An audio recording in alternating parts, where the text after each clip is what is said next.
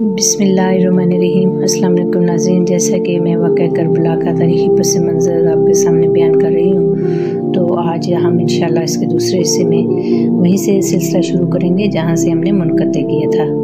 کہ یزید نے ولید بن عتبہ کے ذریعے حضرت امام حسین علیہ السلام کو پیغام بھجوایا تھا کہ وہ آ کر اس کی یعنی یزید کی بیعت کرے، کیونکہ عرب کا رواج تھا کہ جب تک نئے خلیفہ کی بیعت نہیں ہو جاتی تھی اس وقت تک پہلے خلیفہ کی وفات کو چھپایا جاتا تھا تاکہ پہلے اچھی طرح سے ولی عہد جو ہے وہ قبضہ کر لے اور جو کوئی لوگ رکاوٹ ڈال سکتے ہیں ان کو قابو کر لیا جائے، کیونکہ بہت سے لوگوں نے یزید کو امیر بنانے کی سفارش کی تھی، اس لیے امیر معاویہ نے ان لوگوں کے مشورے کو مان کر یزید کو امیر نامزد کر دیا تھا۔ یزید کیونکہ بہت شاطر اور تیز تھا، اس کا مزاج بھی بہت عجیب سا تھا، وہ بہت تیزی دکھا رہا تھا۔ اس نے حضرت امام حسین، حضرت عبداللہ ابن عباس اور عبداللہ ابن زبیر کو بیعت کا پیغام بھجوایا۔ حضرت امام حسین اسی وقت جانے کے لیے تیار ہو گئے، تو عبداللہ ابن عباس اور عبداللہ ابن زبیر نے آپ کو منع کیا کہ آدھی رات کو نہ جائیں کیونکہ آپ کے لیے خطرہ ہو سکتا ہے، تو آپ نے جواب دیا کہ خطرہ حسین کو نہیں ہوتا، کہا پھر بھی آپ احتیاط کریں۔ دونوں حضرات نے مشورہ دیا کہ کچھ لوگوں کو آپ کی حفاظت کے لیے آپ کے ساتھ بھیجتے ہیں تاکہ یزید اگر کوئی غلط بات کرے یا آپ سے زبردستی بیعت کروانے کی کوشش کرے تو آپ کو ایک بات اونچی آواز میں کر دینا۔ انہوں نے 14 لوگوں کو نیزے اور تلواریں دے کر آپ کے ساتھ روانہ کیا۔ آپ اپنے لوگوں کو لے کر ولید بن عتبہ کے پاس پہنچ گئے تو اس نے بتایا کہ امیر معاویہ کا انتقال ہو گیا ہے اور آپ یزید کی بیعت کریں۔ حضرت امام حسین نے فرمایا کہ میں چھپ کر بیعت نہیں کروں گا کیونکہ میں کوئی عام آدمی نہیں ہوں، پہلے مجمع لگاؤ، جمعہ کے دن اعلان کرو جو طریقہ ہے حضرت ابو بکر صدیق کا، جو طریقہ ہے حضرت عمر رضی اللہ تعالیٰ عنہ کا، اور جو طریقہ ہے حضرت عثمان غنی اور مولا علی رضوان اللہ علیہم اجمعین کا۔ تم مجھ سے چھپ کر بیعت کروا کر لوگوں کو یہ بتانا چاہتے ہو کہ حسین نے بیعت کر دی ہے تاکہ وہ لوگ بھی بیعت کریں،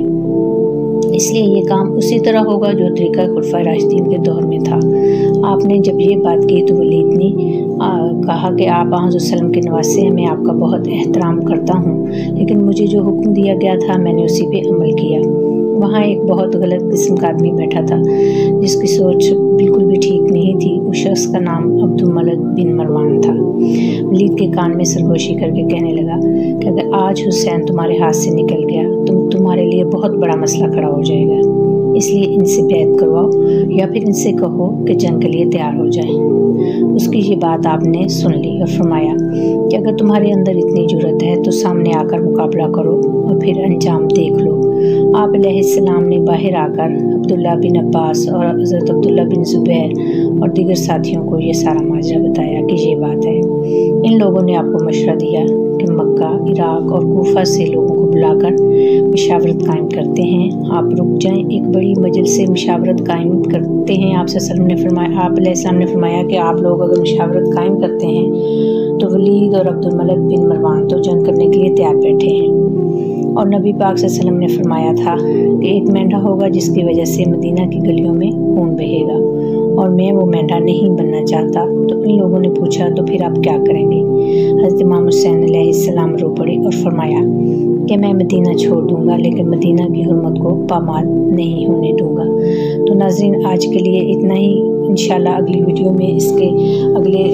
اس پہ آئیں گے پارٹ میں کہ اس کے بعد کیا صورتحال اختیار ہوئی اور حضرت امام حسین علیہ السلام نے کیا فیصلہ کیا۔ تو اگلی ویڈیو دیکھنے کے لیے چینل کو سبسکرائب کریں، جن لوگوں نے سبسکرائب کیا ان کا بہت بہت شکریہ۔ اللہ تعالی ہم سب کو آسانیاں عطا فرمائیں اور آسانیاں تقسیم کرنے کا شرف عطا فرمائیں، آمین۔